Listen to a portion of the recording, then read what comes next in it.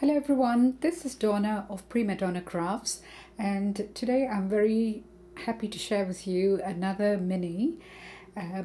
This is a tutorial of how I've put this mini together, which is very different to what I've done before. And for this, the base is basic cardstock, and I've used the color coordinations cardstock.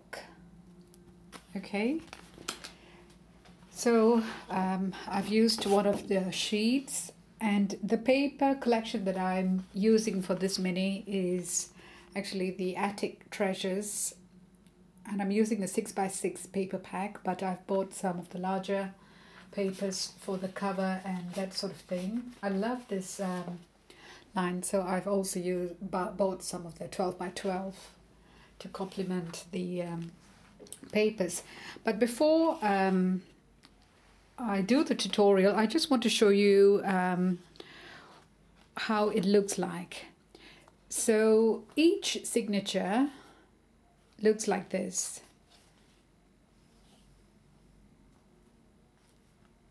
And it measures 6x6. And what it has are two pockets. So I've just temporarily put this cardstock, which has not been decorated, but it will be further cut down to size and decorated. So there are two pockets in each signature. Here, the paper is not completely attached because I did a mistake, but it can be fixed. So that's why you see the loose paper here. But this is a completed signature here. I love the papers, it looks really nice. And that's the back. And you've got a very nice two pockets in each signature. Very pretty. And very sturdy as well. Unlike the paper bags, you know, I find this a lot more sturdier. And this is another signature. So in all, I'm going to do four signatures like this, which means you need four pieces of 12x12 cardstock. So what you need to do is to score the, just going to get my scorer. So you need to score the cardstock at 6 inches. Turn it around and score it again at 6 inches.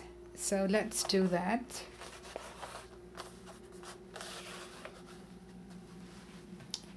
Sorry, it's just hard to work around the camera.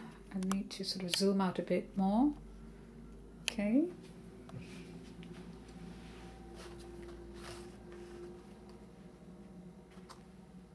It's important to have it measuring correctly, otherwise there'll be a problem when you're doing the folding.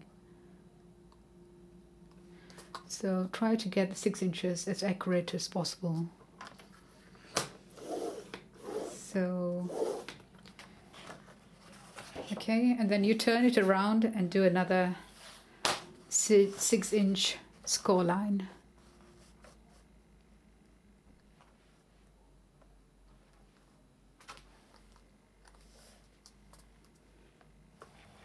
I hope the camera is picking that up.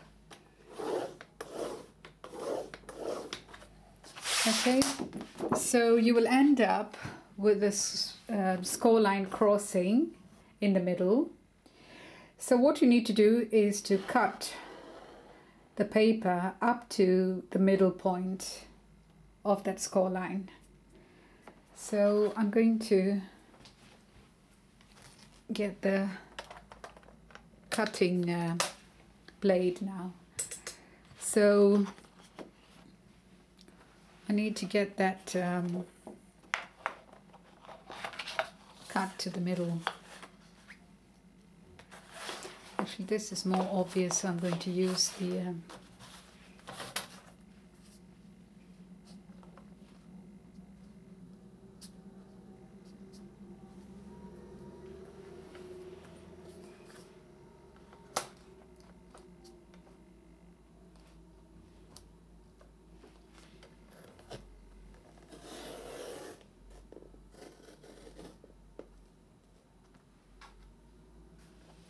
So, right, that's how it should look like. So you're not going to cut it all the way through. And then what you do is you fold along the score lines.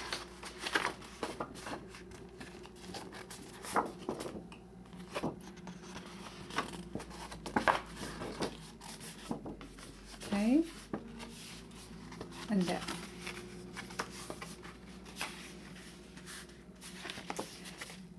So what's happened here is I have not, sometimes the cardstock is not really true to size, and I think that's what's happened, but I will be able to correct that. So I would be able to distress the edges, so it should be all right. So what happens is I would need to let's see if I can, yeah, I'll need to glue the bottom here and the bottom here, right? And this bit here, I'm going to leave it unglued because I'm going to use the Hidden Hinge binding system, and that would take care of this to open. You can glue one side, you know, but I find that it doesn't really it doesn't make a difference if you leave both the sides unglued, but it's important to glue the two bottom bits. And then once that is done, you would get the two side pockets automatically. And then when you add the designer paper, you need to make sure that the folded side is facing upwards, you know, to get a neater finish. So I've prepared the paper and it's all cut to size. So once the paper goes, you know, it should be quite all right. So we will try to work on that. First, I'm going to, I use wet glue for this bit. So before I do the gluing, I could try and distress the bits that are showing.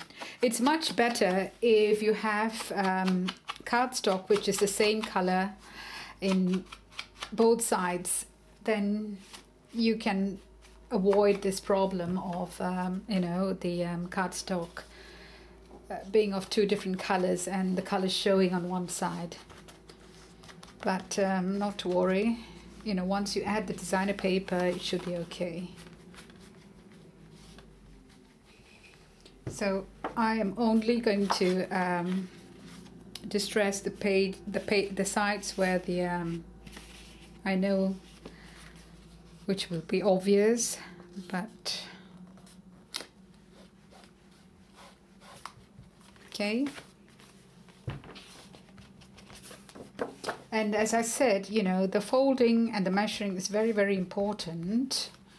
So I think there was a bit of a problem when I did the measuring, I think.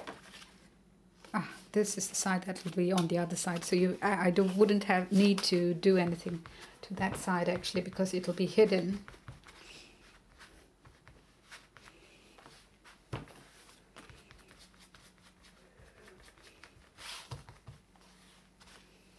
Right, quite happy with that. So,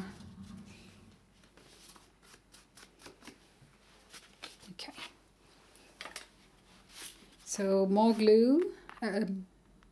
Now I'm going to use the glue. And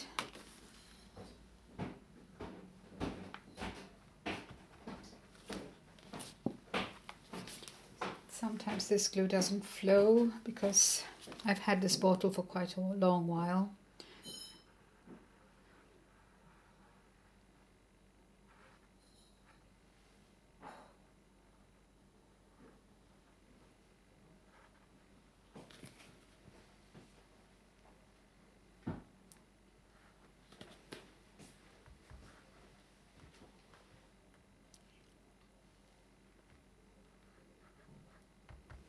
So you get the picture, you add the glue and then you hold it for a while.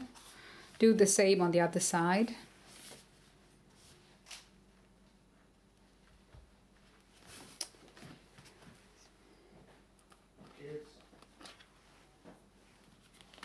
Okay.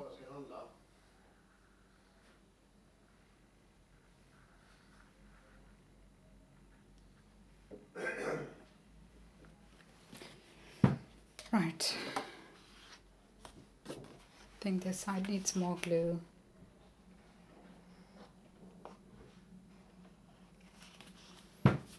So just hold it for a while till it sticks. And I've got the papers prepped, very beautiful papers.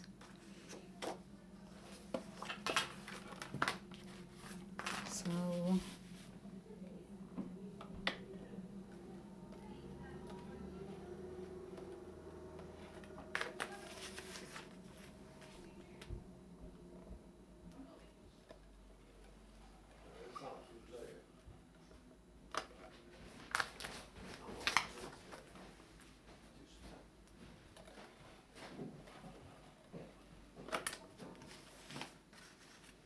sorry, I'm out of camera. Just doing my own thing. So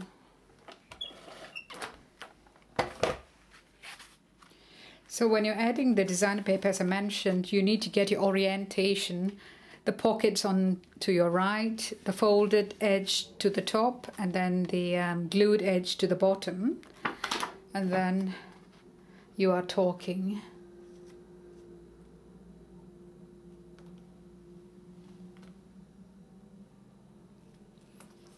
So that is the first page, and then I usually do the back. So I think that is going to be my back. So as you can see, although I've missed the edges, you know, it really doesn't make much difference. Of course, it's nice to have it all neat and tidy, but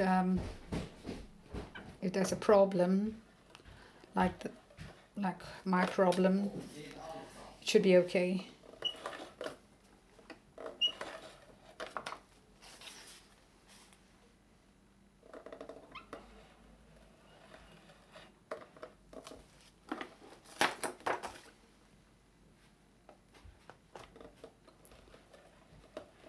I usually use the manual tape, so I'm not very good at this.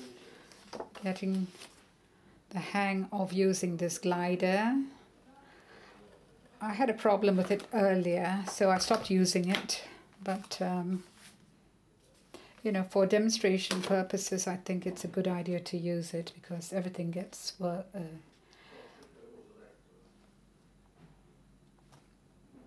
you can demonstrate a lot better when you don't have problems with the tape and that sort of thing.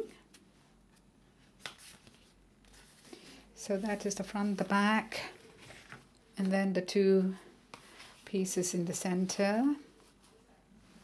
Get that out of the way.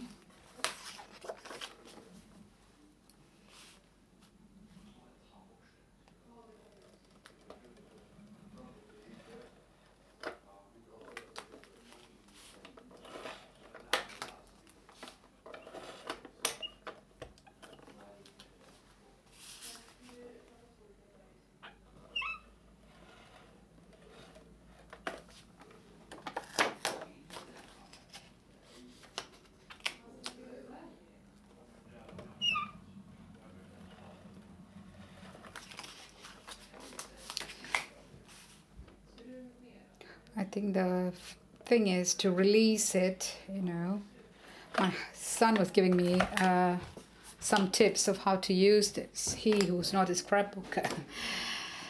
I'm not really technically minded. And he is really good at such things. So I think that should be all right there. folds quite nicely, and then with the last piece.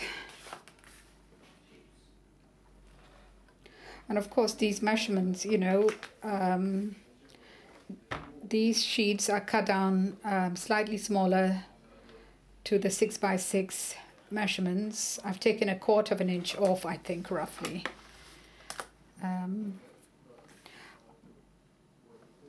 I don't measure too accurately.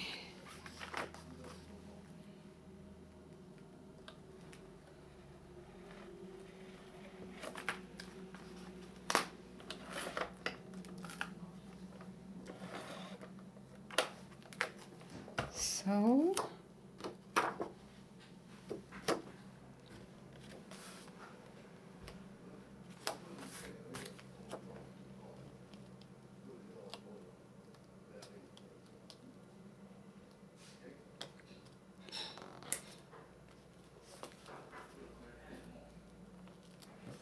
I think that's roughly it. I'm quite sure you guys will do a better job at this.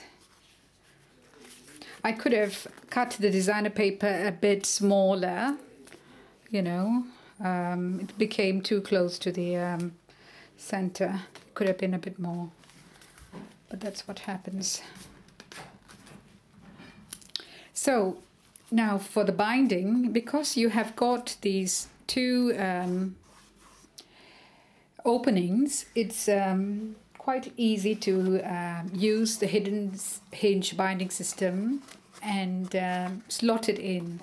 So what I've done is I've used 5.5 by 12-inch cardstock, and I have scored it 1/4 inch, 1/2 inch, 1/2 inch, 1/4, 1/2, 1/4, depending on the number of hinges you need.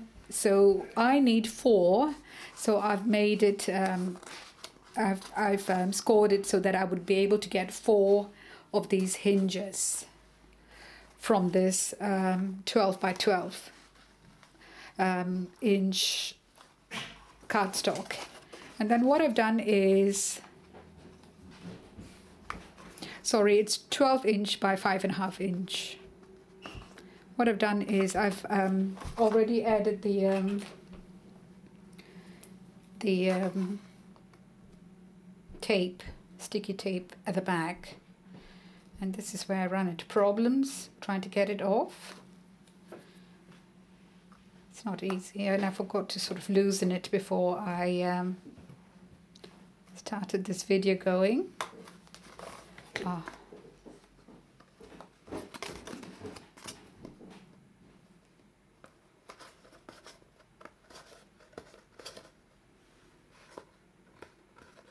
Anyway, what I'm trying to do is to try and loosen these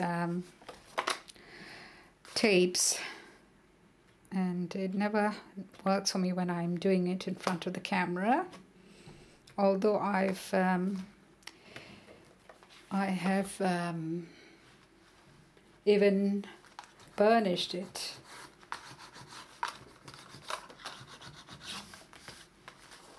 I'm going to give it another try, and if it doesn't work, I'm just going to do it off camera and then get back to you again. I'm going to do that, okay?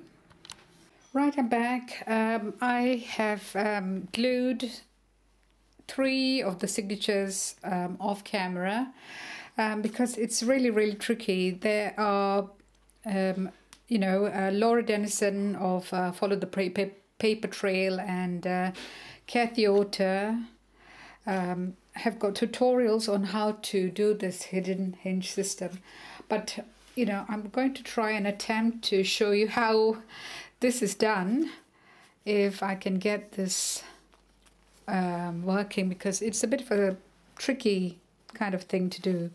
So basically you have the 2 slots, you know, that are not glued down. You can choose to use either one of the slots and try and slot this into it. So I've used red sticky tape, and I've used 2 strips on either side of this. I've removed the first one because I think it would be easier to do that, although I removed both for the other pieces. And I'm trying to actually I prefer to remove both. I don't know, it works better for me when I have got both the sticky tape removed, and I may end up going off camera, but basically I sort of try and get that opened. Okay, and then you sort of slot it in up to the point where the score line is.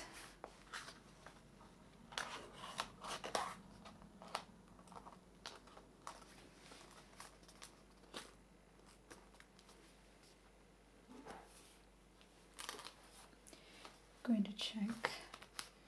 I have to be on the score line for both sides, and I'm not really on the score line on this side.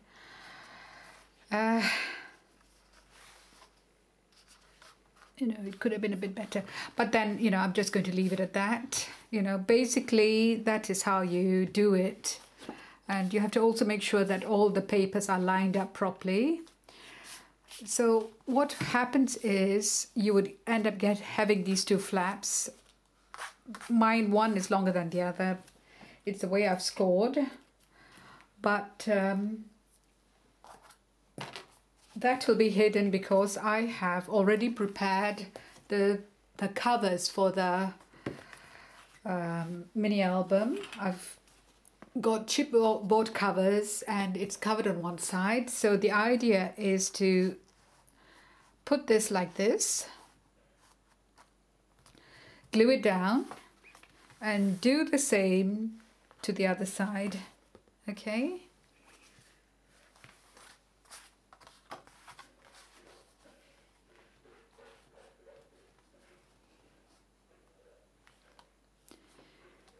Okay, once both sides are glued, I may cut that a bit, and once both sides are glued, then I will add the final cover to both sides. I hope that makes sense. Okay. And you also have to make sure that the score line is sort of not inside, so that there's room for movement. Okay, so I'm going to sort of align it so that it sits quite nicely on either side of the chipboard like this. Okay, so I'm going to do that off camera because that is something I'm quite sure all of you know how to do, most of you. So I'll get that done and then I'll get back to you again. Okay. Okay guys, here I would like to show you how I've put the chipboard cover. As you can see, this is the flap from the spine that I have glued to the inside of the chipboard cover, and I've added some lace. I'll go into the detail later on. So what I want to do is add the designer paper, and I've already got the glue taped on. So this is going to go on there.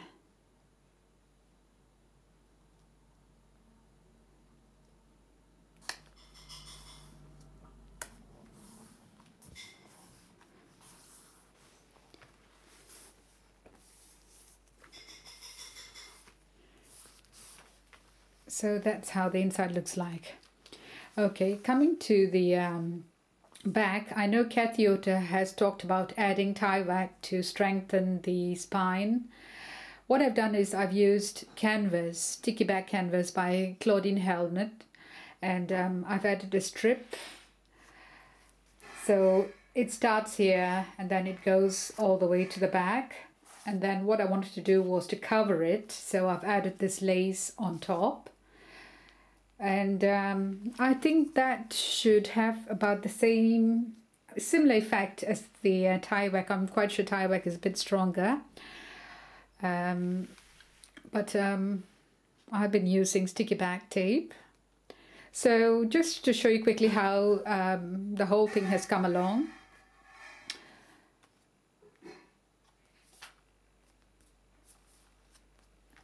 So this is how it looks. The paper, as I said, is very beautiful and decorative. So this is the back, and that's how it looks like. So I'm going to be embellishing it, and we'll do another video once that is completed. So with that, I'll leave you. Thank you for now. Bye.